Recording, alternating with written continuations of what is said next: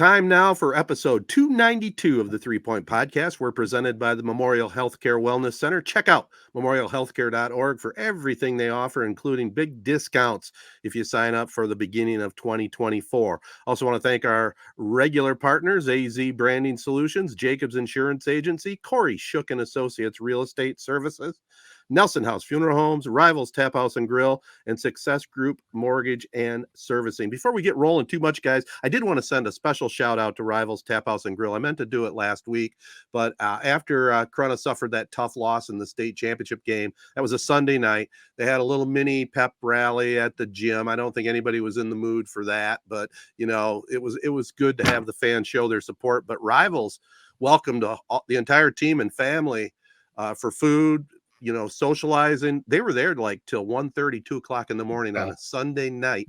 So kudos to them. Big time supporters of the awesome Cavalier programs.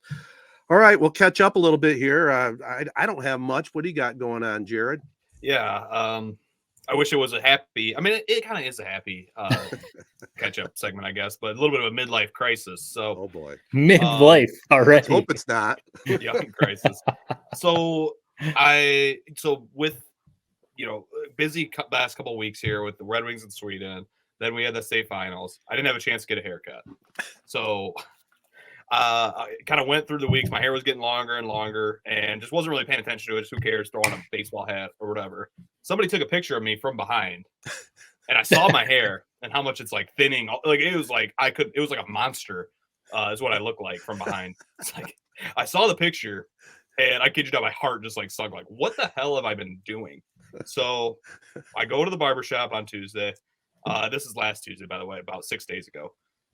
I just said, do it. I said, buzz it. So I did buzz it. I mean, it's kind of hard to tell now. Oh, it's grown back, about a week's worth. So I need to buzz it again. But right. It was just time, man. It was time. And I don't know what took me so long. It was kind of shocking. I look at myself every day in the mirror. But then you see a picture somebody takes of you. And it's like, dear God, I look like that. And so it's scary, that realization I had that, man, who knows how long I've looked like that. And I'm just glad I finally did it, because now that I've done it, I don't know why I didn't do it 4 or 5 years ago, to be honest. But I'm a new man now. I'm a shaved head man, soon to be pretty much a totally bald guy. Well, we all know. I mean, obviously, you guys, your dad, obviously, are you following in your dad's footsteps? Or I mean, every male in my family. I mean, Ted, you could have a shaved head if you really wanted. Oh yeah, it's thinning big time. But I mean, I lasted until my 50s. I mean, I still at times I go, damn, what happened to that head of hair I used to have? But there's not much you can do with it. I'm hanging on with what I got. But right. Yours looks good, Jared. I like the cut. It's not bad. It's true too. Like some people don't have the head for like an actually shaved head, not just like a buzz cut, but like actually using a straight razor on your head, a full. That's what I would be worried about. I can tell you. Some people don't. It's a little lumpy or just doesn't look right. I have a few friends, a few who like even in college, maybe like your age, Jared, early 20s, really started thinning, and they just went, whatever. Going for it, and they've pulled it off ever since then. It's also like the maintenance. If you're going to go that route, you've got to keep up on it. Yeah. Otherwise, then it's even going to look worse. You're going to have like stubble, 5 o'clock shadow on your head. It's funny because like my dad has a nice thick full head of hair. I mean, it's nice and long. He's got the locks and everything. I'm starting to thin too. I don't think I'm ever going to go full bald. I don't think it's you ever never know when it's coming, Matt. But it's definitely kind of like what you're saying. As you were talking about all that, I knew, your hair. I knew it was starting to thin a little. But the last couple years, like especially in the summer, if I didn't have a hat on or whatever, I'd see a picture if I was like bent over, something like that. Right. And I'd be like, oh man, it's really starting to thin out up there. Yeah. It's not a good feeling, man. It's not. I don't know. Well, especially when it just first hits you, you had to know, Jared, that it was probably coming somewhere down the line. Yeah, I mean, I've been waiting to buzz it. I don't know. It just, I guess I needed something to push me finally over the edge. I was like, F it, I'm just gonna buzz it, man. Yeah, I remember the first time Go ahead. Yeah, we need to post that picture. Yeah, man. No, that picture is long gone. Believe me, I saw it once. I'm never gonna put my eyes on it again. I was going to say sometimes it's a picture or something like that. Whether it's your hair, whether it's maybe you've put on a few LBs after the holidays or something, you see a picture and you're like, oh man, I'm starting to look a little fluffy around the midsection there. Sometimes that's all you need, the little bit of motivation to make a couple changes. Man, I'll tell you what, I know the realization you're talking about. It didn't bother me so much on, I got the monk thing at the top of my head where it thinned out and balded, and it looks really weird, but I could deal with that for a while. But then, pictures tell the story. When you look in the mirror, it's not that bad, usually. But when you get a picture that you don't like you're talking about, I saw a picture of a profile and I went to my hairstylist and said, man, you got to do something with this. I actually had taken a picture of it in the mirror and said, look at that. You got to smooth that out or have it go down a little bit. It looks terrible. Nothing worked. It didn't work. Yeah, I was to say, once you're at that point, man, there's no fixing it. There is none. I mean, you made some money in your day. Maybe you could have got hair transplants at some point, but I could have Joe time has bucked passed it. now. Yeah, Joe bucked it. Yeah, I thought about that too, like doing the plugs, transplants, doing something like that, or a haircut for men. There's all these other options. At the same time, though, like it's not just like a one-time thing. Some of those, I mean, I guess the transplants could be, but I don't know. It is what it is. It's just hair, just roll with it. What I've heard is my dad told me probably a year ago, probably hinting that I should I should buzz it off. He said that back in your kind of like when you were my age, Ted, that being bald, you were like a leper. Like that's kind of how he described it. He said it's a lot more. I think Michael Jordan probably helped with it. To be honest, he did. Yeah, it's a lot more not in style. Nobody wants to be bald, but it's not like you can rock it. Is what I'm saying. Basically. Yeah, that's right. That's right. Well, in fact, a good example is your brother Josh. I think he rocks it well. He's got a nice beard going. I like the look. It's a good look. He's got a good head. Some people don't. I like the style you got though. You didn't shave it. You got it kind of buzzed down, and I think that's my next. Cut. That's my next step, probably. Yeah. All right. Well, that's enough on hair. I was going to say I usually share too much. I did at one time. They did come out with a hair product, and I'm drawing a blank on what it was. That was supposed to grow hair. It was. You fell for it. I fell for it. And the damn thing burnt the hell out of my scalp. like George Costanza on Seinfeld. Kinda, yeah. So I gave it an effort. I said it's not working. It's not working. Trust me, when I notice things starting to thin a little, I have spent extra money on the hair thickening shampoo or something, and it does kind of work. Yeah, it probably works a little bit, but I don't know. Who knows what type of radioactive ooze you were rubbing on your head, Ted? It's never good when it's burning your head. I know. It probably caused that bald spot. It's kind of a shame too. It's crazy because my son Wesley, he's almost 2. He's a few weeks from turning 2, and he's never had a haircut. So he's got some nice long hair. I mean, it's like he does thinner. He doesn't have like thick hair, but when I look at his hair, I'm just like, oh man, I used to have that. Yeah. I used to have that. Oh, long gone. I know the feeling. All right, I think midlife crisis already. I mean, you never know where these are going to go with Jared. God, I know. I hope he lives past 50. How is quick recap? How is everyone? Are they recouped from state championship weekend at work? Everyone. Yeah, it feels like it just ended, man. So I guess it was like 10 days ago by now, but yeah, it feels good. I'm recouped. It definitely those first couple days when you're done. I mean, you guys saw it. I slept through a podcast the day after it. Yeah. So that's all you need to know. Excuse me. That's all you need to know about where my head was at after that. Basically 80-hour week, it felt like. So yeah. No, we're back and we're ready to roll. I mean, the Red Wings, man, nice little energy boost that I'm not used to in my time there is that we actually have a team that's probably going to make the playoffs. So that's pretty cool. Hopefully, good thing too, because the Pistons are the polar opposite right now. Oh, right. What on earth has happened to that team? I mean, it's just how do you become that bad? After last year, right? I don't know. It is kind of amazing how they've been in the same spot now for what feels like eternity. I don't know. It's a sad state of the NBA. It's a sad state of the Pistons for damn sure. They're just going to have to go right back to the tank mode and hope to add a piece in the draft this year. And we'll probably do the same thing next year too. So yeah. I mean, we'll probably we have talked about we'll talk a little more about it later in the pod maybe. But they had Bogdanovich, they signed Monty Morris, and then Joe Harris. I've talked a lot. You need veterans. You need some solid veterans next to Cade Cunningham, Ivy, all these young talented, hopefully stars, but they're all hurt. All the veterans that they signed are hurt. Monty Morris hasn't played. Bogdanovich hasn't played this year.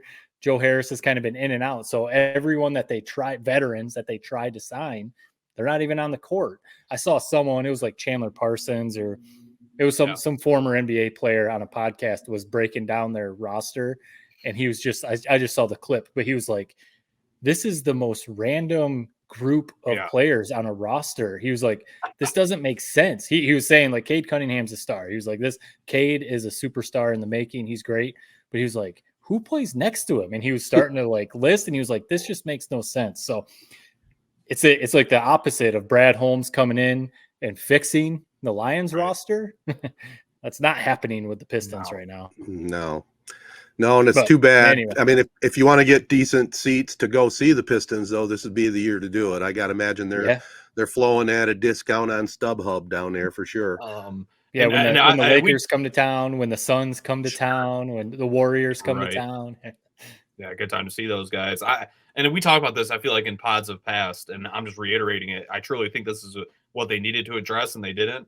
Is they should have went out and got kind of a dog type alpha character, whether it's Chris Paul, whether it's a Patrick Beverly, Draymond Green. Obviously, that's not realistic, but they needed a veteran presence like that in that locker room with all those young guys who have never won in the NBA, and they didn't do it. Yeah, they got some veteran pieces, Monte Morris, Bogey, but those aren't true alpha leaders in an NBA locker room, and that's what you needed, and they didn't get it. And I hope they do it this offseason, because I don't see much changing without something like that. It doesn't have to be a guy who's really contributing on the court, just somebody who has that presence in practice every day, in the locker room. Maybe he plays 20 minutes a game. That's what the Pistons really need, in my opinion, more than any superstar draft pick. Yeah. Right. Well, that's what they need, and that's what every football team needs. And we'll talk a little football. Some interesting things this last weekend in both college and the Detroit Lions, and we'll be back and talk about it right after this. Rivals Taphouse and Grille is the area's go-to spot for the best in food and drink. Meet up with your friends and catch your favorite sporting events on over 20 high-def flat-screen TVs. And our 120-inch projection screen. Rivals can handle your large or small parties and is an awesome spot to put on your fundraising events. Weekly food and drink specials including gourmet burgers, wings, pizza, homemade soup, and salads. Rivals also stocks a large selection of craft and domestic brews. Rivals Taphouse and Grille, the official gathering spot of 3 Point Podcast, located on the corner of Shiawassee and M21 in Corona. All right, guys. I mean, the selection committee made their 4 choices. I mean, it was a no-brainer, Washington and Michigan. I guess there could have been a case for Washington being in the number 1 slot, but doesn't matter. They're 1 and 2, pretty much undisputed, but the rest of it's caused mayhem, not only in college football, but on the news channels and everything else, man. Right. Florida State is the big topic. How awesome is it that Go ahead, Jake. we talk every year, every year this playoff, we've realized that it was a flawed system from the start. Yeah. The four teams with 5 Power 5 conferences. Yes. And every year around midseason, you start kind of debating these doomsday scenarios, what could happen. They never would fall. They never would happen. It always fall through at the very end. Whatever the team that would make it 5 really good teams would lose in the championship weekend or whatever. It always would fall apart. This year it didn't. And I'm glad it didn't. We saw how stupid the committee and how they make decisions really is. Listen, whatever they would have done was the wrong decision. Really. It honestly was. It was the position they were placed in by this stupid 4-team playoff that finally we are changing next year to 12. Which, quick side note, I saw the 12-team bracket. Did not get me excited. It looked like a lot of mid games, basically just leading to the eventual college football playoff top 4 anyway. So we can table that for next year's discussion. Yeah, anyway, it'll still be better than the bowl situation we have, though, I think. It can't be any worse than what we're dealing with right now. Especially when you see everyone transferring already and opting out of bowls. Like, at least more guys will stick around and play. But. Right. My problem with what the committee did, and it's funny, man, I saw a picture. Ted, it looked like you would have been right at home in the committee room. I don't know if you saw the picture of them all watching the game in, like, office swivel chairs, but good Lord.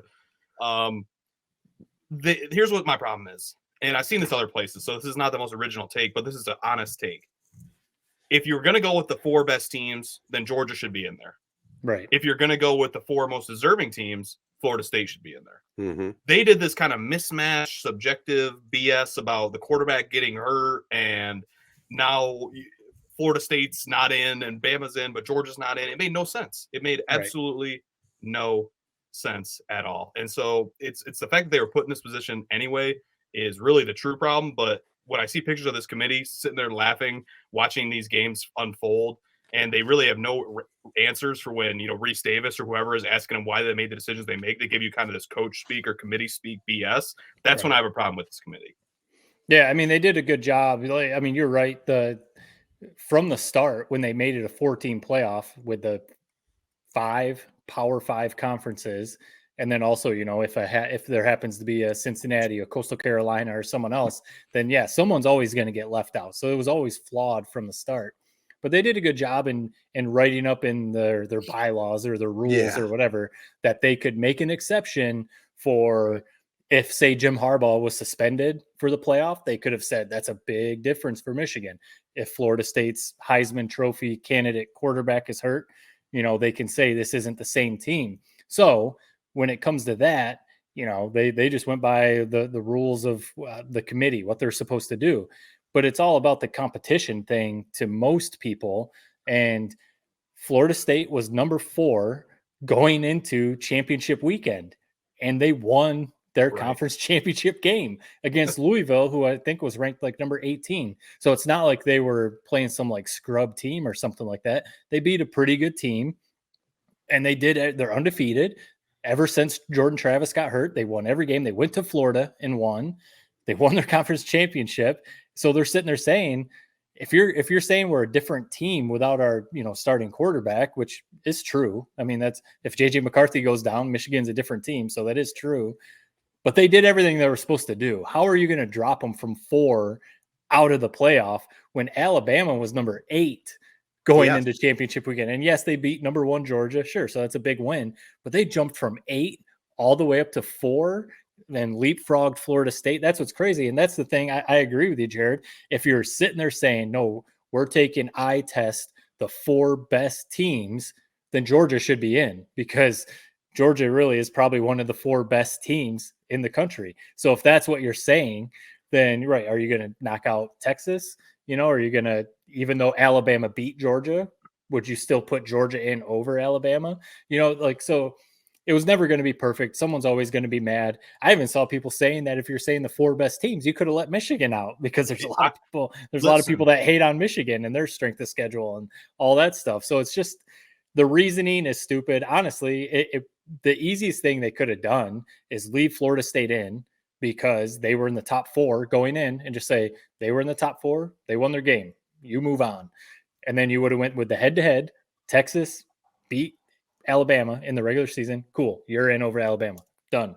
Like, you would have had a way out of all the arguments there.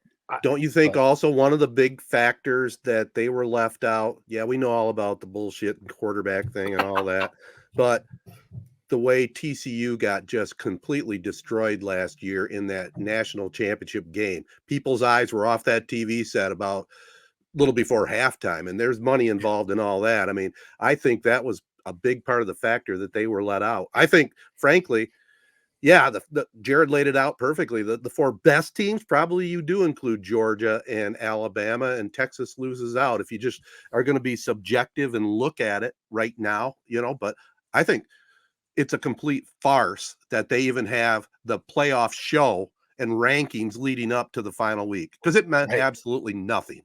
Yeah. Why even have it? It made no sense. Here's my problem with kind of people saying who the best team, like when it turns subjective, and I had to hear this all year. We all heard it. Oh, JJ McCarthy, the same idiots who are saying that Georgia or whoever, Alabama, are the best team subjectively and not just objectively of who won games, which Florida State didn't lose a single game. They looked damn good in the process. Gave LSU their biggest loss of the year.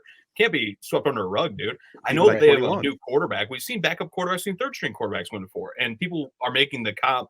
Oh, well, Ohio State with third string in the Big Ten title game won 59 to whatever it was versus Wisconsin, 59-0 or 59-7. Yeah. And that's a fair argument. But my problem is when you start guessing and making subjective calls, especially when I had to hear it all year, how Oregon was so much better than Washington right after Washington beat Oregon.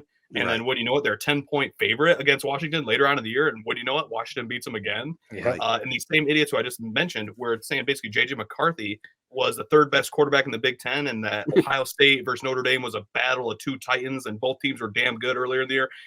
I saw these things with my own eyes, and I saw the narrative created around them. Yeah. And the fact that those narratives are deciding who's making the playoff and who's not is a joke. Just let it be settled on the field. Yeah. And here's the thing, man. It's like you can't leave Bama out. And I'm putting this committee. I'm making fun of the committee, but I probably would have had the same top four. But just the fact of how it's decided it truly is a joke. And Florida State has every right to be pissed. I hate that they're going after and kind of suing the college football playoff because that seems like all that college football is turned into is the lawsuits, contracts, Twitter paragraph, pictures of text. I'm sick of it. But they have every right to do that because they really got shafted. Yeah. Yeah. And, you feel bad for the players. Obviously, the coach is going to come out with a statement because he's going to stand up for his team or whatever. But, you just think about, I tweeted about this earlier. Like, if you were the backup quarterback that came in for Travis, you've put in the work, and then you have the committee telling you that basically you're not good enough, even though you were number 4 and you went in and won the conference championship. Yeah. That's got to be a little bit of a gut punch to be like, hey, man, we did everything we were supposed to do. Yeah, we lost our superstar quarterback, but we kept rolling. We kept doing what we were supposed to do. But that's the thing. I don't think most people wouldn't argue that Alabama is not one of the 4 best teams. I think most people would say, yeah, they probably are. Just like we said earlier, most people would probably say Georgia probably is one of the 4 best teams in the country, right? So, right, in that sense, they got it right. But when you're sitting there saying the games on the field, games played don't really matter, right. That's where like the whole competition thing. That's why all these kids are jumping in the transfer portal. That's why they're not playing in the Caleb Williams for USC, not playing in their bowl game, getting ready for the draft. That's why all this stuff is happening. And yeah, the 12-team playoff will fix it a little bit, but there's still going to be debate in the 10 to 16 range. There's going to be a 2-loss Penn State that's right on the edge. And then some crappy ACC or like Liberty or Tulane or something like that is going to take Penn State's spot, and Penn State fans are going to be pissed about that. There's still going to be controversy. Yeah, maybe not as much, but it won't be as much just because there's only a handful of teams that are going to win a national championship, and all the teams that get in it, 10, 11, 12, they're just damn lucky to be in it, in the playoffs next year. But what I do love though, in the day before, actually 2 days, before the college football playoff is Florida State's going to play Georgia, and I think they're a 13-point underdog.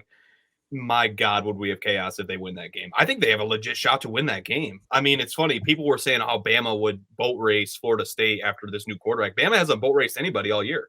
I think they haven't beat anybody by more than 2 scores all year. And I would say, they're probably the best team in the country right now. Michigan has an argument for that for sure, but I would say, all things aside, I think Bama's number 1 team in the country has had the biggest win of the entire season. So I don't know, man. It's just a joke. I kind of lost my train of thought, if I'm being honest. But basically, here it is. Basically, what I'm saying is that Florida State's going to have every right to prove everybody wrong against Florida State on December 30th against Georgia, on December 30th in the Orange Bowl. And if they win that game, my God, I'm going to be the first guy on Twitter voicing my opinion how it's that they weren't in the playoff. I'll be curious to see.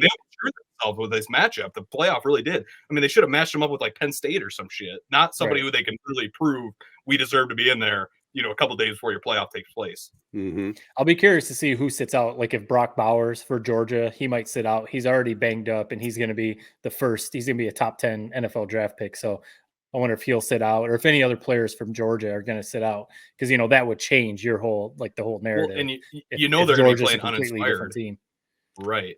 Yeah, both teams are going to be a little bit uninspired, but I think Florida State might have the advantage just because of what you're laying out. They're going to try to prove everybody, hey, we're going to finish the season 14-0, and guess what? We're going to print up T-shirts that says we're national champs, right? Yeah. I mean, some people are saying they should boycott. Some people are saying they should say, no, we're not going to play. I mean, what's the point in us playing in this Orange Bowl? Yeah, we get a little bit of money. Thought crossed my mind. Why not? Right. Is there a debate to be made that Michigan had the almost weakest resume of everybody?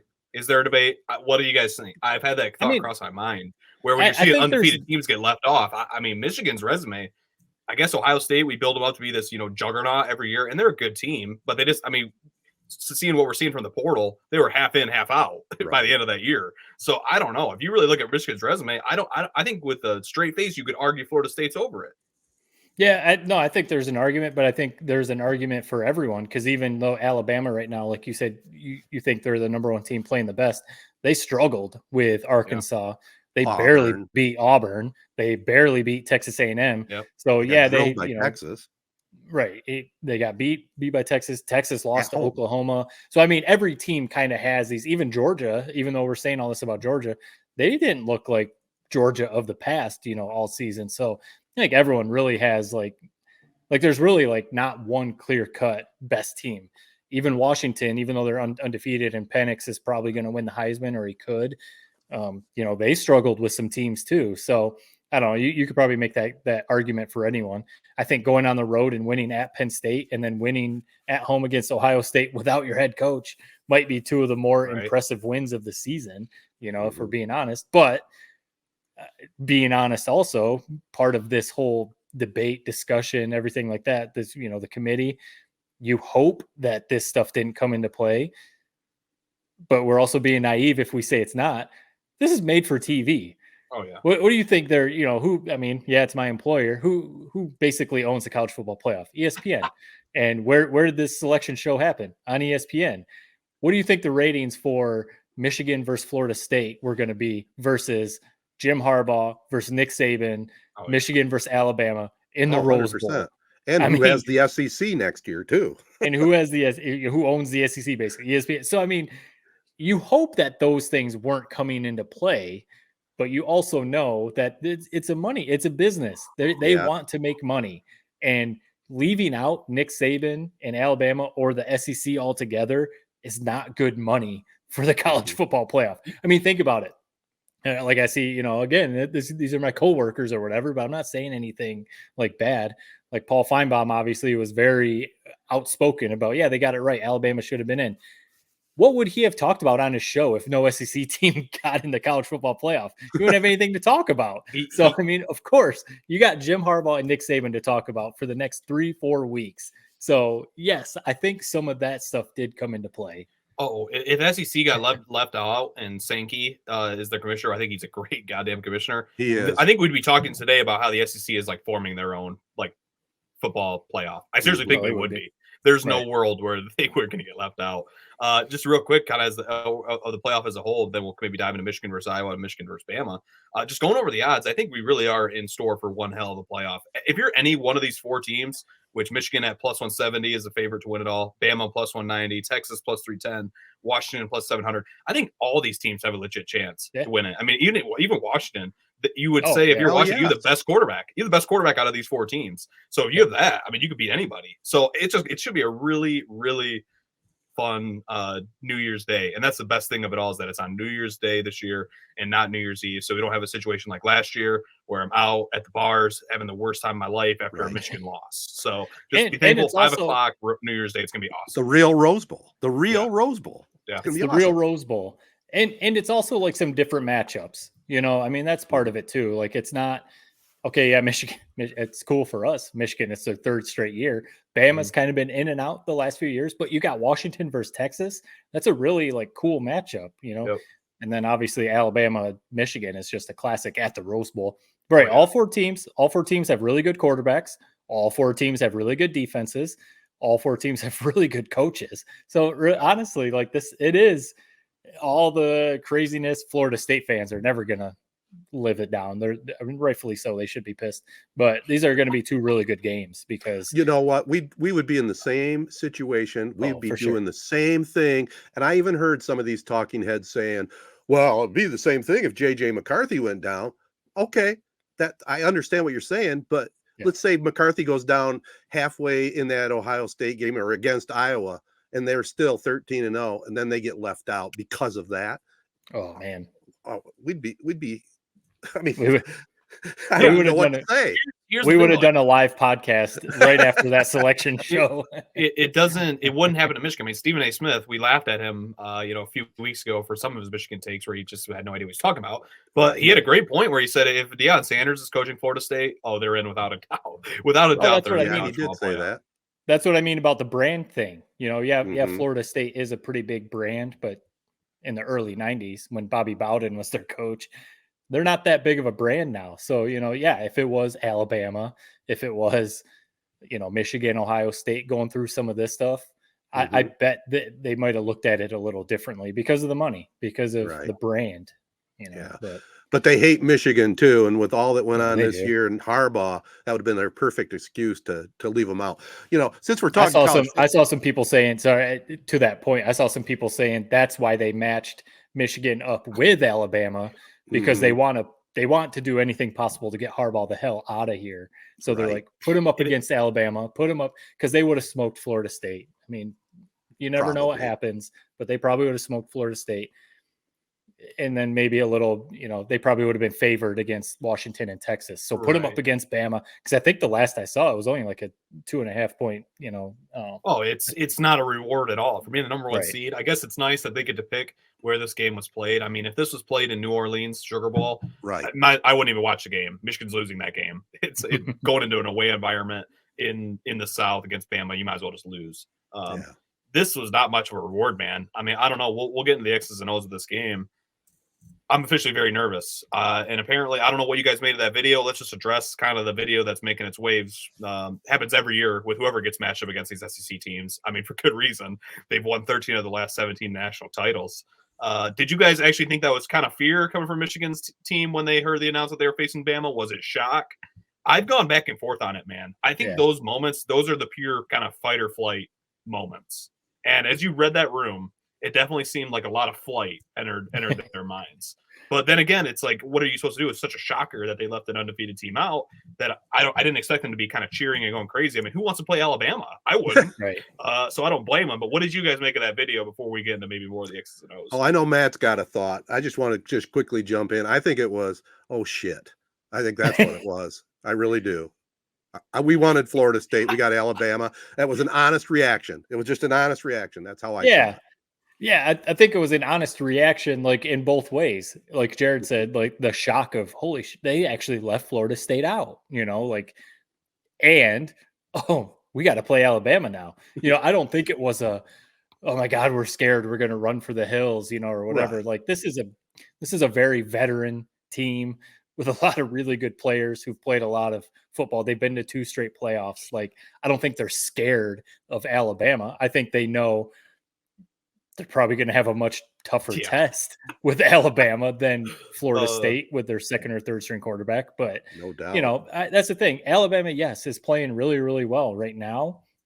Ever since they went full on to Jalen Milroe, their quarterback, they've turned around and they've moved all the way up the rankings and now they're in the playoff. They beat number 1 Georgia. So yes, they're playing really well, but it's not like they're Alabama back when they were winning 7 straight national championships, whatever. They're not like that world beater. This is going to be an impossible task type of thing. The biggest thing is, to me, it's going to come down to like most of these games. This isn't some wild take crazy. JJ McCarthy is going to have to play his best game of the season. It's going to have to be, because I don't think it's going to be Blake Corum running for 200 yards. I don't think it's going to be Donovan Edwards against Ohio State last year running for 200 yards. Yeah, they'll probably have a little success on the ground for sure. JJ McCarthy is going to have to play his best game of the year. And you mentioned Iowa. He played well against Iowa, but it was a little like of a weird game because they threw the ball a lot. I love seeing it. They were throwing the ball a lot, but like it was a lot of short passes and the receivers weren't really getting open. And then there were some big drops. So it was a really weird game. So to me, that's all it is. I think Milroe for Alabama is a really good quarterback. He's big. He can run. So Michigan's defense is going to have to step up, but it's all JJ McCarthy to me. He plays better. If he plays better than Milroe, Michigan's going to be fine. Yeah, they need McCarthy to be the guy that we've kind of thought he was. I go back and forth on him every week, man. This last game versus Iowa, I get what you're saying. And Harbaugh said he played great in post game. That's Harbaugh kind of defending his guys. There was one throw that McCarthy, he has like one or two throws a game that are like, what were you even looking at?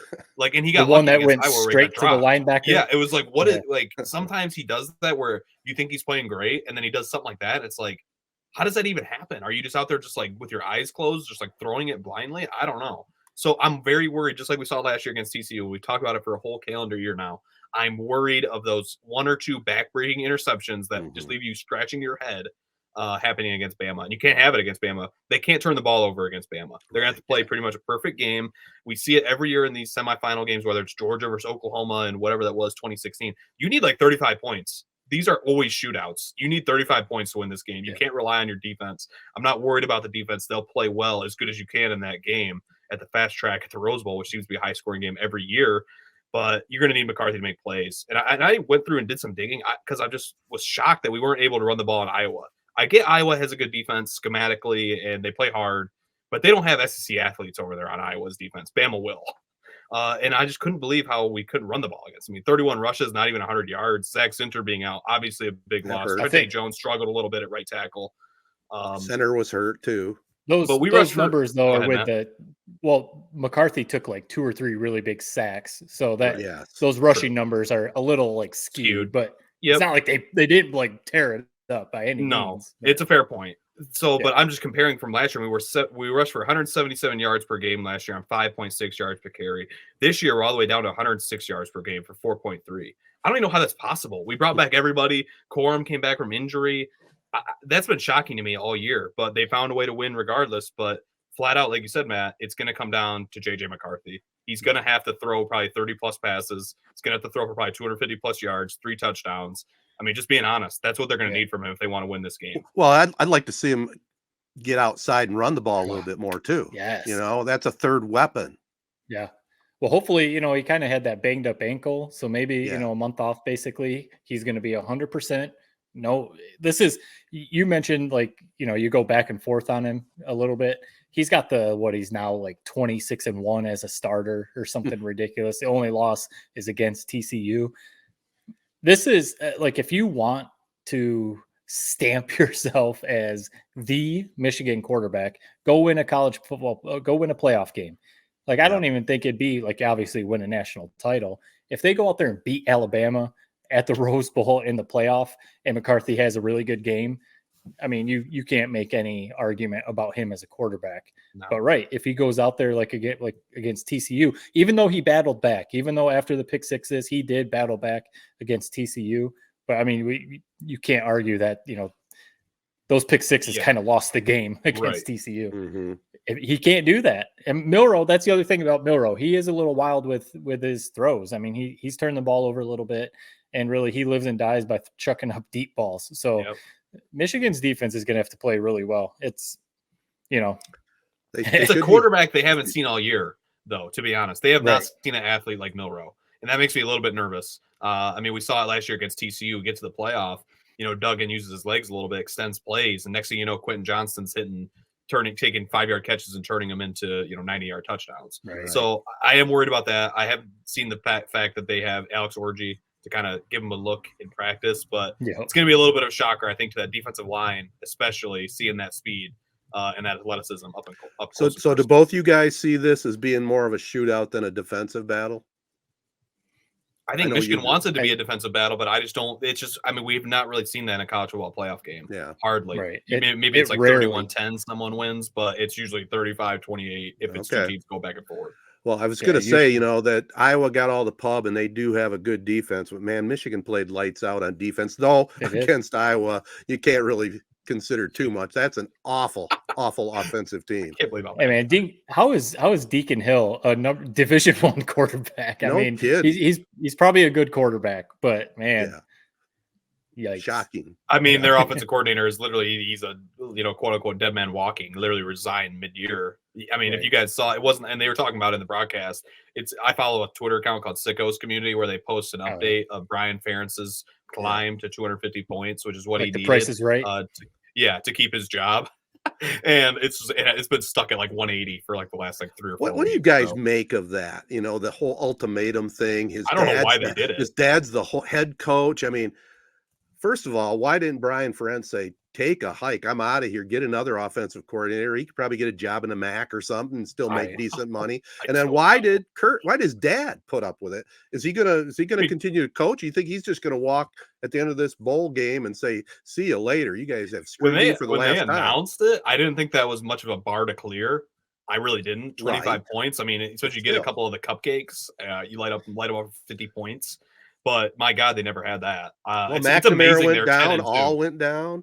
You know, they lost some talent. And Eric All went down, I think, in like the first week of October. He's still leading them in receiving yards. It's like at 295. I can't imagine being an Iowa fan, man. My God, I do love their defensive coordinator. Guy looked like a man possessed on the sidelines. I don't know what his name was, but they kept cutting to him. Yeah. That guy can call a freaking defensive scheme, man. So it was a fun game. It was a little bit of a snoozer, I'll be honest. I didn't view it that way going into it, but my God, it takes forever. The offense was sputtering out. Iowa was literally doing nothing on offense. I turned it off with a couple minutes left. I didn't even make it all the way through. Yeah. Let me ask you guys an old man type of question with what's going on in college football right now. I mean, I'm going to continue watching it, but it's kind of setting itself up to be a disaster, isn't it? I mean, with the realignment of the leagues, all these players. I mean, Ohio State's quarterback loses one game, he hits the transfer portal, seeing the writing on the wall. Do you think this whole scenario, the way they've let college football develop with nil and everything else and transfer portal, you think it's going to be a disaster? Or you think it's just roll on? It's the way it is. It's not great, that's for sure. The transfer portal, and everybody said it. You know, we need some guidelines. But I look at the positives of it. I think it's really leveling the playing field all around. I mean, this college football playoff is as even as we've ever seen. From NIL, quarterbacks are staying longer, players are staying longer. Like, if you're JJ McCarthy, why the hell are you not staying 5 years at Michigan? I get he has this high draft grade. Personally, I don't see it. Maybe he'll prove me that wrong over these next couple games if they keep winning. But if you're him, why would you not stay all 5 years that you possibly can? How much do you think he's making in nil? Is he making a couple mil? I know Michigan's not necessarily, at least from what I heard. I feel like their stuff has not been publicized. I feel like they're on a little bit lower end of some of the bigger Power 5 schools like the SEC. But you would think if you're McCarthy, if you're a businessman, how are you not making $1 million at least? Right. I would think. Yeah, I feel like, they've like Blake Corum makes a good amount, but he seems like he does a lot more pushing to get the NIL. Right. I don't know. I think it's good and bad. I think, with a lot of things, it's good and bad. These guys should have like the freedom to transfer and be immediately eligible. I always thought it was weird if a guy transferred, he had to sit out for a year before he could play. Like, that was always strange. But it does kind of, it hurts the bowl season. I used to love the bowl season and watch every bowl because it was, there was these cool matchups, and you got to see some of these players like a Caleb Williams. You got to see him one more time in a bowl game, but now you don't get to see that. Or even, who knows, Georgia, half of their team might not play in the bowl because they're going to the NFL. So it does kind of hurt it in that sense. So maybe it's perfect timing for the 12-team playoff, because now more teams will be playing in the playoffs. So less people will sit out and transfer right away. I don't think it's football. I mean, we all know people are going to watch football regardless. Exactly. Whether it's NFL, whether it's college football, it's always king, in this country or whatever. It does kind of hurt. It's like college basketball. It makes it tough with the one and done. Every year you're learning your team. Like, every year going into Michigan basketball, I'm like, all right, who am I cheering for this year? Luckily there's some years that a few guys have stayed for a year or two, so you know who you're cheering for. So in that sense, that's kind of what's a positive about this Michigan team. They've had a lot of guys. They have some really seasoned veterans on this team who, you've been watching for a good 3-4 years. It does make it cool, kind of like what Jared said. I agree with the leveling the playing field, because, a team like say Michigan State, their new coach can come in. If he hits the portal and, gets 3, 4, 5 pretty good players, you can turn a program around pretty quickly. So it's cool in that sense, but it makes it tough when, I don't know. I get probably the old guy thing about, you made a commitment to the school, stick it out, especially the bowl. Like, this is the season. Go play in the bowl game. You committed to this season, but Yeah, it's not even that so much, guys. It's just the fact that you're saying it's going to even out the field. Well, okay, the transfer portal can help even it out. I agree with that, but it's not going to even it out at the top of the ladder. The top 10 teams, it's going to be the teams with the money. That's all there is to it. right. Well, That's it.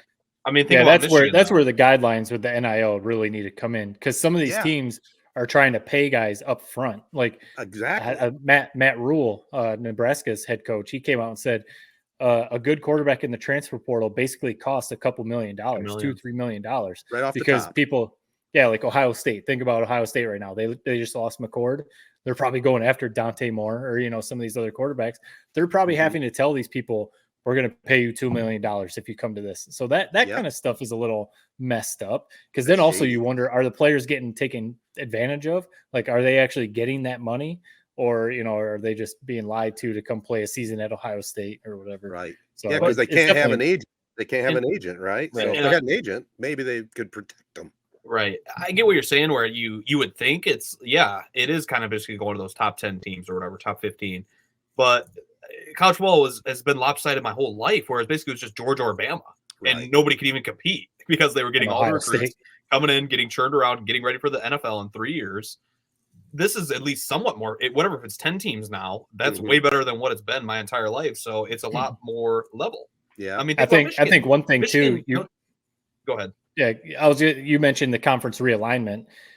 There's going to be some amazing Saturdays of college football when you think about the matchups. Now we get so many of the Illinois versus Michigan, or Alabama versus Vanderbilt. Those kind of. Now it's going to be every Saturday is going to be Texas LSU, Michigan USC, Oregon versus Ohio Right. State. Awesome. All these like insane matchups. So the conference realignment, while it's weird seeing Washington, Oregon, UCLA, those USC in the Big Ten, it just makes no sense. Yeah. There's going to be some pretty cool games. The TV networks are going to love it. That's for sure. Oh yeah. And just got to finish my thought for sure. Yeah, think about Michigan. All right. Think about Michigan. They were a damn good team, right? They had some core pieces that they've had now for 2-3 years. But think about all the pieces they've added in the portal. I mean, AJ Barner, this offensive line. I mean, we replenish this offensive line like every year now in the portal with some of the best guys around the country. Virginia, one of the schools that we've plucked from before. So the portal is a good thing for us Michigan fans, and we can't complain. We've lost hardly anybody to the portal. I mean, look at Ohio State today. Look at Michigan State. It's like they've lost their whole damn team. So as long as Harbaugh's here, he seems to be doing something right on keeping these guys there. Even guys like Donovan Edwards, who you would think, haven't been given the back seat kind of last 2 years. I think in any other program, if he's on Ohio State and they lose to Michigan, he's out. So it's just impressive they've been able to hold on to these guys and add to their team. Yeah, he was even asked about that, and he said, I can't complain. We're winning. He had the right answer. My playing time isn't what I wanted it to be, but that's okay. We're winning. I mean, you could look at it that way. I don't know what he's thinking, but he is getting to play. And if he's getting to stay healthy, he's going to go to the NFL. He's going to get drafted in the NFL. So, he's going to be nice and fresh when he gets to the NFL. Yep. Before we get off college football and talk Detroit Lions, I wanted to send a shout out. We were pretty animated and vocal on the Northwestern situation with Pat Fitzgerald, but how about their head coach David Braun stepping in there, coach of the year, 7-5, righted the ship there, which is amazing. I'm not sure I would like to play Utah in the bowl game, but hey, we'll see what happens. But a great job turning it around. It really is. I think he's going to win Coach of the Year awards, or if he shouldn't, he should. Or if he isn't, he should. Right. I mean, that was a program that was lost. Really was. I mean, 1-11 last year. The whole scandal this offseason. Right. It really is incredible. Yeah. Damn good job by David Braun. So yeah, kudos to them for sure. Without a doubt. It'd be hard not to give him the Big Ten Coach of the Year. Given, I mean, when you look at their record, you'd be like, why are you giving that team the Coach of the Year? But because of everything they've been through, pretty impressive. Yeah, and Harbaugh didn't coach enough games to be eligible. So, by the way, do you just gut feel? Do you guys think he's back? Do you think he's NFL bound? What do you think's going to happen? Man, I don't know if anyone has any sort of read on that. My gut would be yes, he's back, because I think he's genuine in how much he loves Michigan. I think he really loves coaching Michigan. all the BS with the transfer portal, everything we just talked about. He talks about revenue sharing all the time. And, he was he brought up the transfer portal when it all began. So Right. I think he loves the recruiting and college football and all of that stuff. But you wonder if he still wants to get back to the NFL and go for another Super Bowl. But he's they better also sign him. They better sign him soon. sign him. He's also getting older. So, going to an NFL franchise like the Bears or, something like that and trying to start over in the NFL, does he really want to do that? Whereas right now he's got Michigan rolling. Yeah. If the next I contract, don't think he's leaving. The next contract they give him better be blank check. What do you want? 10 years. I really, it's kind of funny. They tried to destroy Michigan with this scandal, and I think it made them stronger. Like, I think if that didn't happen, I would have said probably Harbaugh's gone this offseason. I really would have. But the way that the president stepped behind him, we've worried a lot about the AD relationship with Ward Manuel. He stepped behind him, did a great job through this whole thing.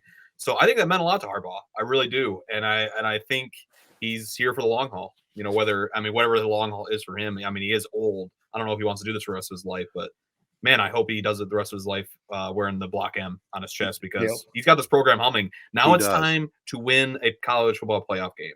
There's no excuses. Let's just do a thought experiment real quick. If they lose this game, I mean, the season was a disappointment. Yeah, we had a nice little kind of buffer with the whole scandal and how it kind of made those Penn State games, those Ohio State games mean even that much more, and those were very sweet.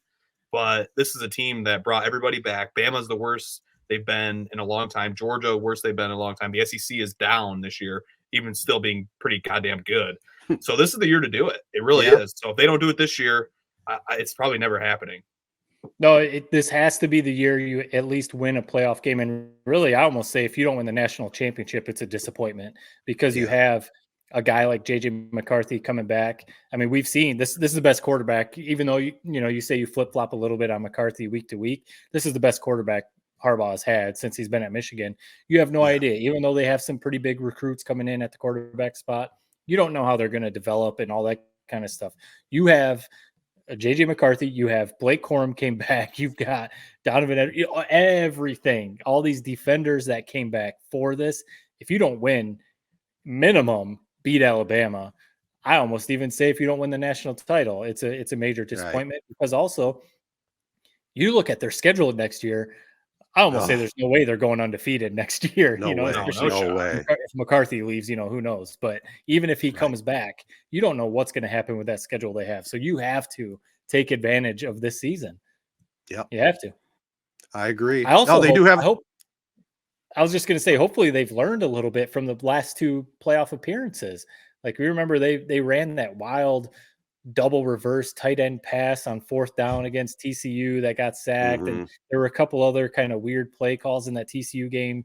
Almost felt like they were trying to get a little cute. So hopefully, I mean, we're just sitting here on a podcast. We had, a couple Michigan fans or whatever, but hopefully they can look back and be like, all right, what do we have to do differently? Because we're about to go up against Nick Saban. You give Nick Saban 30 days to prepare for you. Good luck. And something that I threw out way earlier in the year, and Ted, this is one of the only times you actually said, wow, nice take.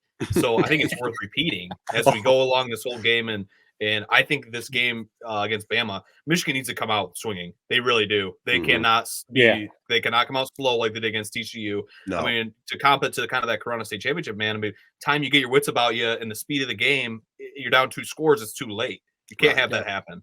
No. And I said it last year, and I said it now. The fact that Michigan did not get to play Georgia and kind of see that speed, see that physicality up close and personal, I really think it hurts them this year. And as I just said, the importance of starting strong against Bama, I think that's something to look at. Is if the start of that game, that first quarter, Bama looks like men among boys, don't be surprised if Michigan kind of dominates the next 3 quarters, but by then it's too late because they needed that kind of jolt to get used to it. But one quick story I want to share on Samaj Morgan, actually, who's from West Bloomfield. He's been lighting it up for Michigan as a true freshman. The kid doesn't lack confidence. No.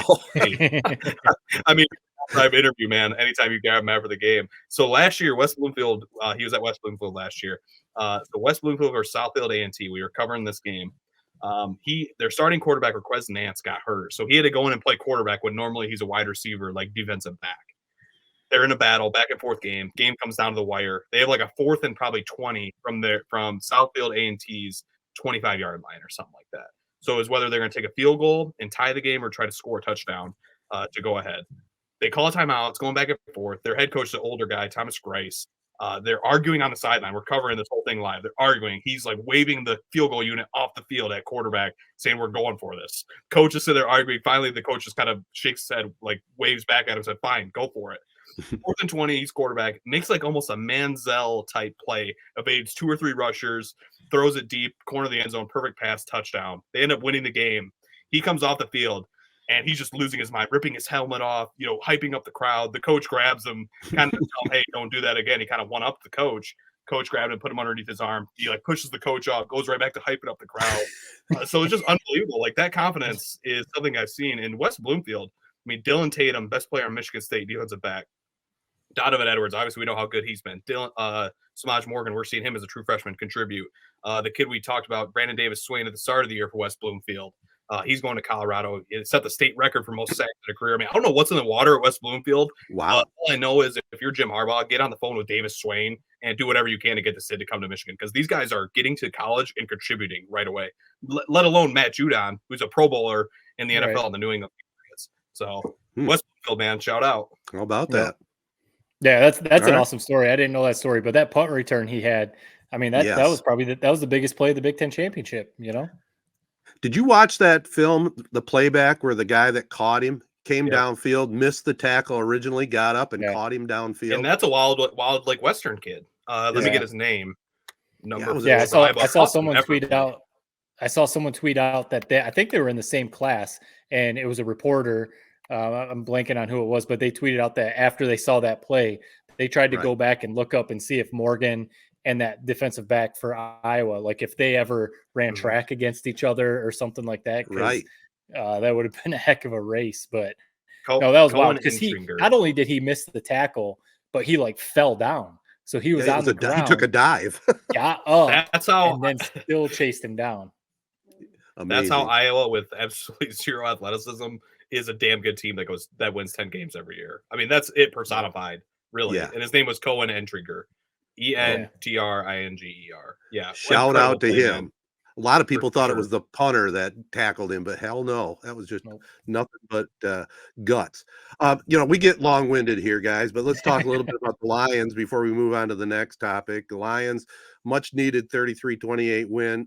Wasn't pretty, wasn't vintage, but they got it done and got the W. And anytime you get a W, like Campbell says, in the NFL, you'll take it. Especially on the road, especially when we know the Vikings have come on. The Packers are definitely coming on. Yeah, much better. At this point, when you're the Lions, you'll take any win you can. And, you said it wasn't pretty. It was pretty in the first 5 minutes of the game. That's true. When they went up 21-0, and then it got a little ugly there because the Saints came back and made it a game. But, hey, man, Jared, you said week to week you flip-flop on J.J. McCarthy. Week to week, I'd almost say play to play, I flip-flop on Jared Goff. Right. Because it's kind of like what you said about McCarthy. He makes a couple throws every game where you're just like, what were you looking at? It's the same with Goff. Like a couple throws every game. You're just like, dude, you're actually not good at all. But then he makes a couple throws or a handful of throws in the game that you're just like, man, you could throw darts. I mean, he has a ton of talent. He made a couple plays. I know I've ripped him for his mobility. He made a couple plays. Some plays. Yeah, he made a couple plays Sunday against the Saints. I mean, the game-winning play basically, where he had to scramble and then he hit, was that third down or was it? It was a fourth down, wasn't it? Did they go for it on fourth? But anyway, it was the last drive of the game. Yeah, it was third. It was third, right? And he had to scramble. He was basically getting hit, and he flipped it to Josh Reynolds. Yeah. So anyway, Jared Goff still not buying his jersey. Not hanging it like all those jerseys Ted's got hung up behind him. They're not doing that. Right. But he played a great game on Sunday. And, I will say this. He's better. We know he's not going to lead the league in rushing, scrambling out of the pocket. But the one thing he did in that game that I was impressed with that you got to do if you're a non-mobile quarterback, instead of looking 2 or 3 times and then just you're bewildered, step up in the pocket. And he did that a couple times. That buys you more time. He's a maestro in the pocket. Yeah. He's not athletic at all. No. But like you said, Matt, you're exactly right. That last play, he did a great job extending the play, stepping up and making a good throw. He did a great job of that, man. Goff, we can go back and forth on him. I'm not worried about him. I'm not worried about the offense, really. It's No. this defense, and I Yeah. mean, we talk about it every week. Flat out, can I ask you guys honestly, if this team was wearing Vikings jerseys, would you not be saying like they're going to lose round 1 of the playoffs? Honest to God, if they were take your Lions bias aside, the way they're winning every week, it leaves it's weird because we're not used to them winning. I don't want to complain about 9-3 team. I feel spoiled for doing that. Mhm. But when they win these games, especially this past Sunday against the Saints, you leave that game going, I don't know, man. I'm a little bit worried about this Packers team that's starting to light it up, that just beat KC, that we're probably going to have to face in that first wild card game. I don't know. It's just a little bit nervous. They're not winning these games prettily, and you guys said it the best. That's not even a word, but you said it right. Anytime you win in the NFL, it's a good thing. But my God, I don't know. These wins seem a little bit hollow. Mm-hmm.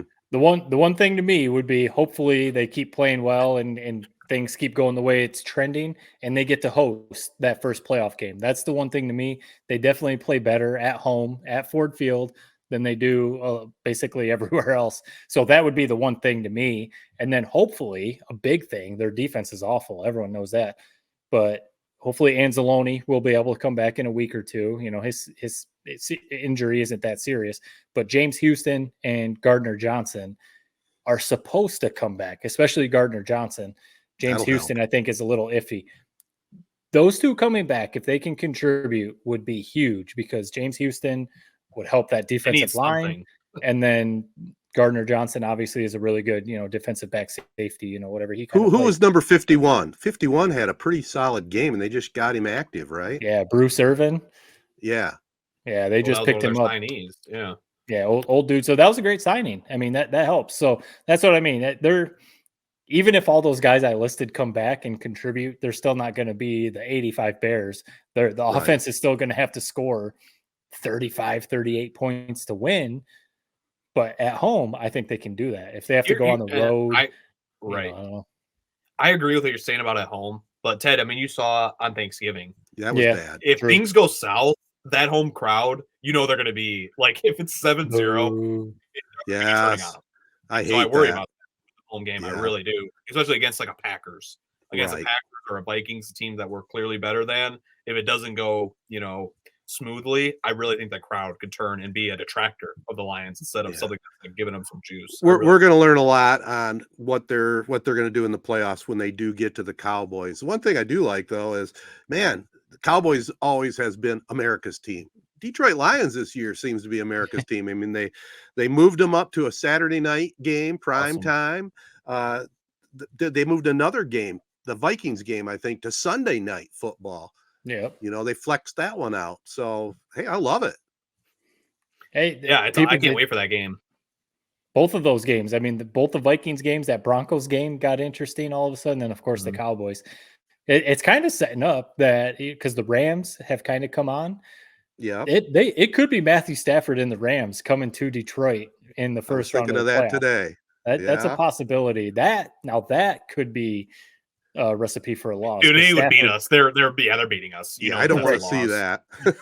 Yeah, that's like, you might as well take the L right now. That's like I was saying about Michigan against Bama earlier. If it was in New Orleans, that's how I feel. If Stafford and the Rams come to town, that's a loss. I don't know though. Maybe Goff will rise to the occasion that day, huh? Maybe it would be like 45-45.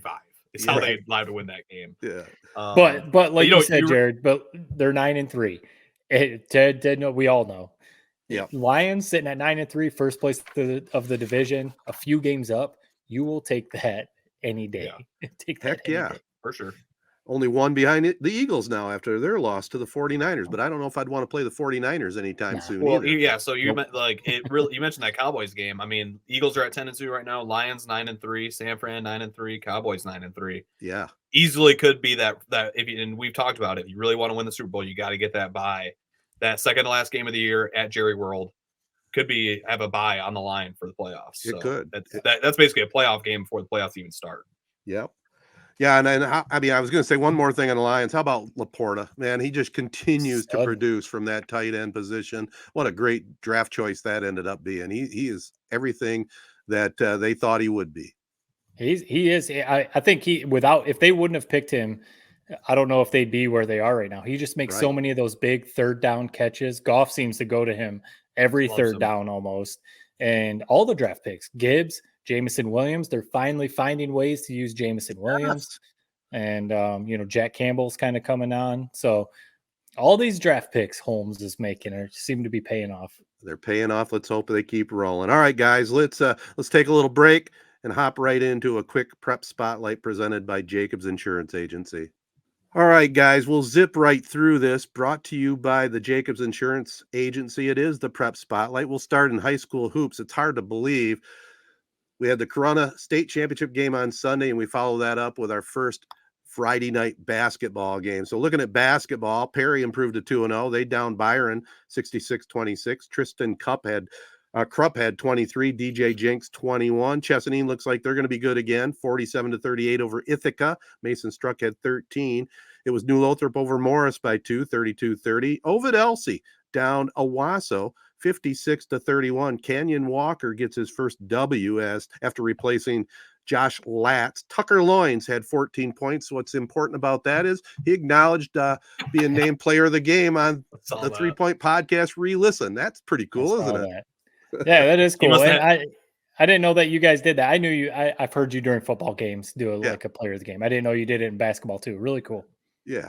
And then also in hoops, Langsburg looks like they're going to be good again. They downed Hazlitt 69-48, all-state guard Xander Woodruff 29 points, and he's the real deal. I don't know where he's going to end up playing. I mean, I don't know if it's a top caliber Division I, but I think he can play like at a Central or a Western, somewhere like that. I don't know who's out recruiting him, but he's a pretty good ball player. Tall and lanky, and he can fill it up. And he's a 30-point scorer. Yes, and he can handle the ball good too. So they're going to be they got a brand new head coach this year too. So they're going to make some noise. I think they're a little bit banged up right now, but when they get healthy, watch out for them. Also, just before we wrap up this segment, some fall season awards by the Argus Press. Byron's Mason Struck was named Mr. Soccer, 23 goals, 7 assists. Also from Byron, Haley Schott, Miss Volleyball, 392 kills, 86 aces. And by the way, I've named them Mr. Soccer and Miss Volleyball. But Perry Jr., Edison Lampron, Miss Golf, she averaged 47.5 strokes for 9 holes. That's pretty good. She'd beat me anytime, any day. Langsburg sophomore Noah Devereaux named Mr. Cross Country, edging out Owasso's Simon Erforth. And congrats to Corunna diver Emma Kirky, who qualified for the state diving finals for the 4th straight year. So congrats to them. Anything on the state level, Jared, here as we get ready for the winter season? Yeah, I'll just share one quick. So on Friday, we had the opportunity to go to Monte Morris's Flint Beecher jersey retirement at Beecher. Awesome crowd an event. I mean, Monte Morris, he's a legend. The entire Pistons team was there. Monty Williams was there. It's just really cool to see. I mean, Ted, you saw him in his prime, man, against Langsburg. Yep. That's a high school basketball legend. Yes. In the state, who really left a legacy behind at Beecher. I mean, Mike Williams, his coach, who's now the coach at Davidson, was at the event. I'm pretty sure he had a game for Davidson that night, but he just skipped it. Yeah. He was kind of telling a story during that, basically saying how he talked to Monte when he came to Beecher as a freshman. And he said, very first play of the game, Monte, I want you to go and shoot a three-pointer and let them know you're here. Look to the crowd, let them know you're here. And he basically talked about how, they talked about dreaming. I have all these banners on the wall, state championships. They were able to hang 2 of them.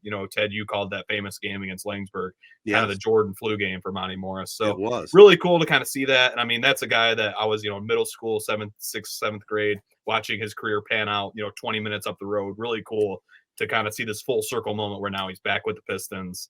And he's been a 10-year NBA vet. So pretty cool. Mm-hmm.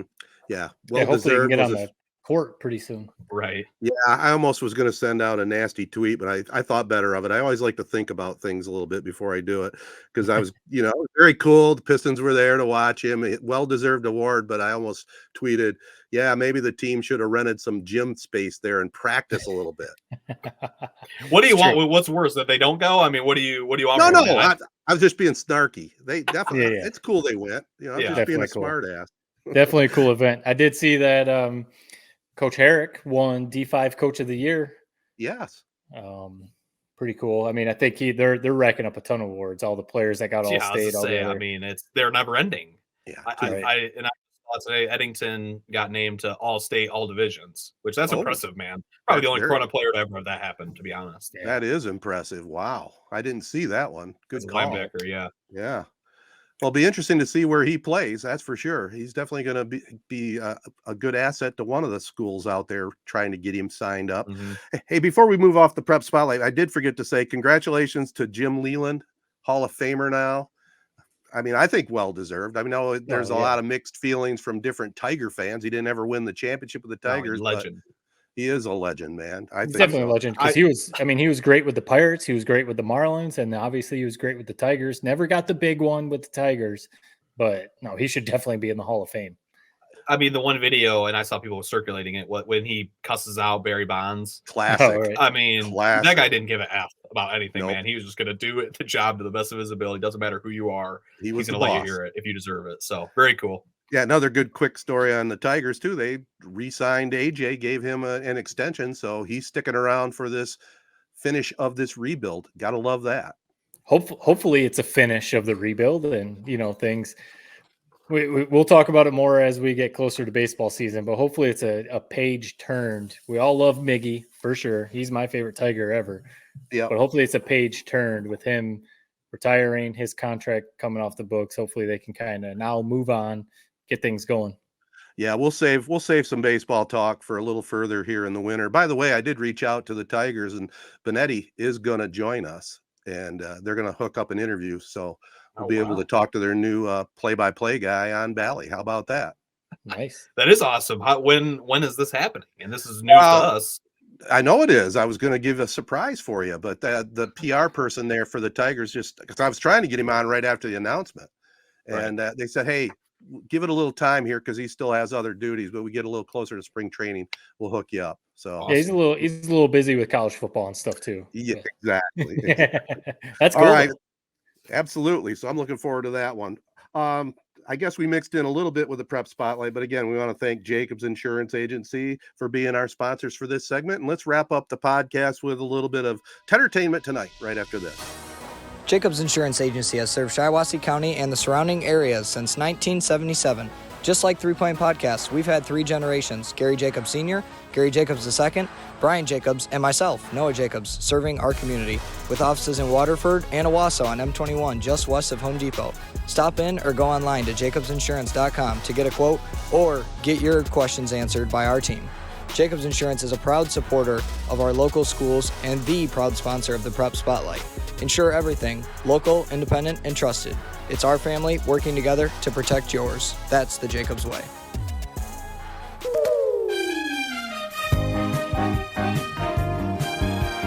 All right, guys, I got a couple things. I'm not going to ramble on about it, but I don't think we talked about the Amazon Prime Bye Bye Barry, but I loved it. I loved it. It showed every highlight. Maybe they didn't get into some in-depth things some local people maybe think they should have, but I thought it was very well done. And it was cool to see Barry, his family, all the highlights. It was awesome. So that I haven't watched it yet, and I'm definitely going to. Just haven't had time, since it came out. Because you've been busy. Barry Sanders is my favorite football player ever. So I'm gonna watch it at some point. But that's some of the criticism that I've seen is that some people said they wanted to know why he retired. People were like, we want to know the dirt. We want to know why you stepped away, how the Lions wronged you, all that kind of stuff. And I'd be interested to know maybe something like that, but it's also kind of like, man, move on. Everyone has moved on.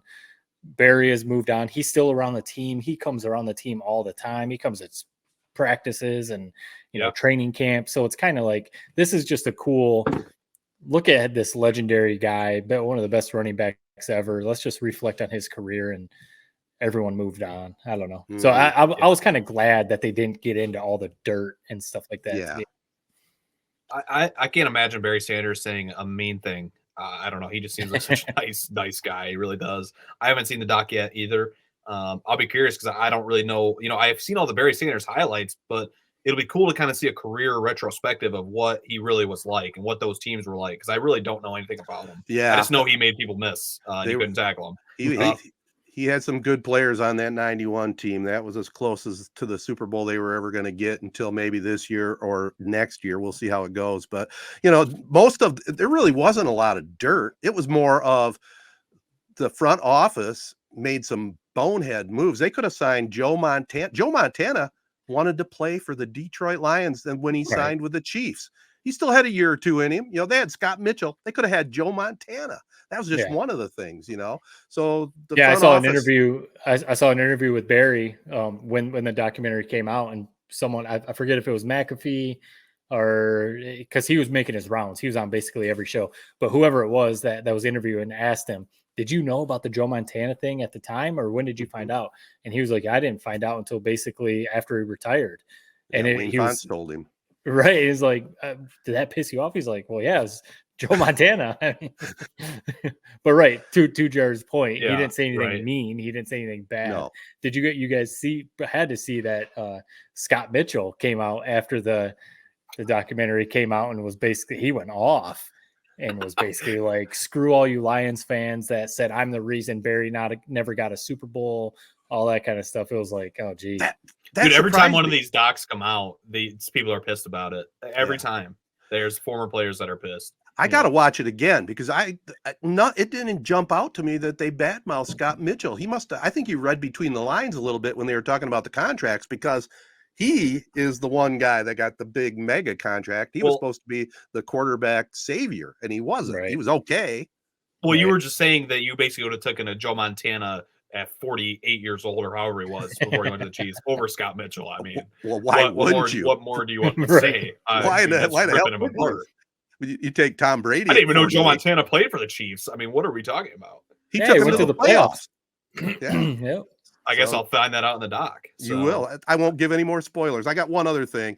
This is along the lines of music. You know, I still watch Saturday Night Live, and their musical guest this week was Noah. Is it Kahan? Have you heard of him? I've heard of him, but I don't know much. I don't know. That's kind of even a little bit too young for me. At 24. Wow, he's really good. I mean, it's you know, they rocked it out, man. It was excellent. So I'm going to listen to some more of his music on Spotify, and I might even go see him in concert. I mean, it was really, really good. So just a little musical tip for you. Was on SNL this last week. He played a couple songs. Can always rely on you for keeping SNL afloat in Tedertainment Tonight. Hey, well, you know, that's one thing they've done forever is they break new artists, you know. Sometimes they hit, sometimes they don't. But this guy is going to be around a while, I think. He's got a decent band behind him, and they have a lot of fun on the stage. I'd definitely pay to see them. So awesome. Yeah, SNL does always get good music guests. My one thing is, and you know, it's not like a full-on concert, you know, stuff like that. Sometimes when I recently the Foo Fighters were on, and so I stayed up to watch, and you know, there's been a couple other artists that I'm like, oh, I'm going to watch because these are people I want to see. And it's very underwhelming sometimes. I was disappointed with the Foo Fighters. I was. Yeah, it's just like, you know, it's not a full stage. It's, you know, I don't know. Sometimes it's a little bit like, all right, this was cool, but I was going to bring one up, not for you guys not to watch. Don't waste your time. So Ed Helms, you know, obviously very funny dude. The Office obviously made him famous. Been in a bunch of other movies. And Jennifer Garner, again, one super, super good actress. We came across on Netflix. It was straight to Netflix. It's called Family Switch. And we were kind of in the mood for like a Christmas movie, rom-com type of thing. We didn't want to go back and watch the 100 Christmas movies that we've watched a million times. So we're like, oh, cool. You know, straight to Netflix. Jennifer Garner, Ed Helms, Christmas movie. Awesome. Family Switch. It's a whole storyline with, like, you know, the family's ungrateful for each other. The kids' bodies, the kids and the parents basically switch places. Freaky Friday for the 400th time, basically. Yeah. And it was the whole time I'm sitting there like, this isn't even really a Christmas movie. This is like Die Hard. It just takes place at Christmas. It's not a Christmas movie. I'd give it, I mean, basically like maybe a 0.5 out of 3. Ooh. If you want to waste an hour and a half and, you know, you have nothing else to watch, sure, give it a go. But no, don't waste it. Like, there wasn't even really very many funny parts. Yeah. It was just, I was really surprised. I was like, you know, Jennifer Garner, Ed Helms, this is going to be pretty funny. No, it wasn't. Ed Helms is really, since, I don't know, I feel like his career could have gone one of two ways, and I still love him. I still think he's a good actor. He's funny as hell. I mean, he's gone on this Adam Sandler like route of like these slapstick comedies that are just like horrendous. I mean, I saw him in whatever it was, the National Lampoon like Vacation remake. Oh. That movie was horrendous. So I'm guessing this was probably along those same kind of stupid comedy lines. And I'm sick of those type of movies, man. It's just horrible. I know you got a review of something, Yep. Jared, but let me just jump in since Matt teed it up for me. Speaking of Christmas movies, my wife said something the other day about I really want to get watching some Christmas movies. I said, well, Yeah. Eddie Murphy's got one out. Let's check it out on Amazon. Oh, not It's good. called like Candy Cane or something like that. Candy Cane Lane. Yep. Oh. Eddie Murphy. He's on a mission to win this $100,000 after losing his job to have the best decorated house, and he ran into an evil elf, and it goes from there. And Dude, I don't even. if you're gonna watch it with kids, like my grandkids, I could tolerate it, but my wife and I, two elder statesmen, if you will, to sit down and waste an hour and a half with the premise, it's Eddie Murphy. I didn't look anything up, but no, that is a bad omen for this Beverly Hills Cop remake that's coming out with you Eddie might Murphy. be right. I saw the pictures of him wearing the Detroit Lions jacket. It's awesome, but Yep. it's going to be terrible. Probably along the same lines of what Ed Helms movie was, and whatever this Candy Cane Lane 1.5. I'll at least give it 1.5. All right, I got one more review. We're going long, so I'll make this quick. I wanted to maybe be a little bit more brevity to this, but it is what it is. So Barbie, I saw it. Okay. Oh, we're back to Barbie. Okay. Yeah, last time we'll probably talk about it forever. 2 out of 3 thumbs up. Entertaining, had some good laughs. The message, to me, it was a good message. Mm-hmm. I think it was a funny premise. Basically, what they play off of the whole movie is that Barbie Land is ran by women. Real life is ran by men. Mm-hmm. And every joke, every laugh is basically playing off of that fact. I think it's funny in theory, but my God, it was so on the nose the whole damn time. Like, it was like spelling it out. Like, you would have thought that it was like third graders watching this movie. The way every joke, like, it wasn't like they hinted at it and really made it come home. It was like every time they hammered it over your head like 10 times what's going on. And it's I really think it's still a good movie. It entertained me. I watched the whole thing, loved it. Thought it was a really funny movie, had some good parts to it, but I think it was a C movie that Margot Robbie and Ryan Gosling were perfect castings, made it a B. But I think the premise and with those two guys headlining it could have been an A movie, and I think it was like a B minus B. I enjoyed it. I don't think I'll ever watch it again. The color of the movie, the music, the Barbie Land, everything was awesome. The set was awesome. Will Ferrell, his whole crew, I thought they had some funny moments that I enjoyed. But just at the end of the day, just my God, I can't stand when movies like make you feel like an idiot. That's how it felt. And it felt like it was just hammering it over your head, like what the premise of this was. When if they would have maybe cut that in half and really made those moments really, sting, it could have been a lot better. But it still was good. And it wasn't a movie made for me. It's a woman. It's a movie made for women. Right. So it was a good movie. I was entertained by it. I get why some people maybe were turned off of it. At the first, 15, 20 minutes, I was like, man, I don't know if I'll make it through this. Got better. When the Barbie Land was turned to Ken Land was definitely probably the funniest part of the movie. That was great. Ryan Gosling was great. But I'll just read a review that kind of synopsis it real quick, a paragraph. This is from RogerEbert.com. Christy Lemire. This is what she wrote. I don't know who the reviewer is, but I agree. Basically, she said everything I'm saying now. Quote unquote, the middle-aged mom in me was nodding throughout in agreement, feeling seen and understood as if this person knew me and was speaking directly to me. But the longtime film critic in me found this moment of preachy momentum, basically saying how the whole movie felt preachy, too heavy-handed, too on the nose, despite its many kind of insights. And that's what I would say, too. Yeah. It's great premise, just could have been pulled off a little bit better. I mean, I think that's a fair criticism because they were clearly trying to prove a point. But, that would be the criticism, is that they were trying to prove the point too much. I don't think it was on the nose too bad. I think because I went into it maybe knowing that's what it was going to be like, but also I kind of feel like I went into it thinking this is what Barbie is. Barbie is the whole thing about the Barbie brand is, women empowerment and women opportunity and all that kind of stuff. So if you're going to do a movie about Barbie, that's what the Barbie story is. So that's kind of why I went into it knowing we're about to get the most feminist movement movie ever, maybe ever, So that would be, kind of my thing. But it wasn't like the best movie I've ever seen. I'm going to go watch it 10 more times, not like that. Right.